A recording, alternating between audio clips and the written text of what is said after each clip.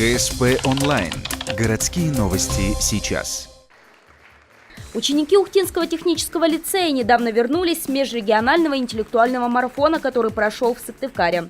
В умной схватке приняли участие 16 команд из Коми, а также Архангельской и Кировской областей. Наш город представляли 6 11-классников из УТЛ. Ухтинцы показали неплохие результаты, заняв 2/3 места в играх «Ворошиловский стрелок» и «Эйнштейн-Пати», серебро в большой игре и золото в командном предметном туре. Нам помогло, во-первых, мы выиграли командный тур, поэтому нам помогла командная работа. То есть мы помогали друг другу. И кроме того, нам помогла индивидуальная подготовка. То есть наши предметные учителя, нас каждый по своему предмету нам давали задания, помогали вообще в течение этого года, в течение предыдущих лет, именно работа по предмету с учителями.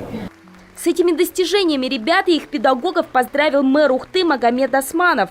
После торжественной части для старшеклассников устроили конференцию с градоначальником. Лицеисты смогли задать ряд вопросов, среди которых были как стандартные, например, чем мэр увлекался в детстве, так и что называется на злобу дня. Так, одна из учениц, Ирина Киренчук, сказала мэру о том, что их актовый зал находится в плачевном состоянии. Из-за текущей крыши и осыпающейся штукатурки проводить тут встречи, концерты и репетиции стало небезопасно. Вот что ответил руководитель администрации. Только за то, что привезли вот эту победу, у меня, как управляющий администрации, есть резервный фонд.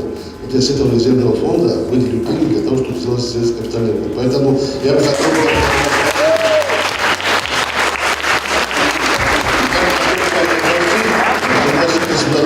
сделать, пожалуйста, приток, сделать смету с резервного фонда именно на ремонт вот этого актового зала, я деньги выделю в следующем году.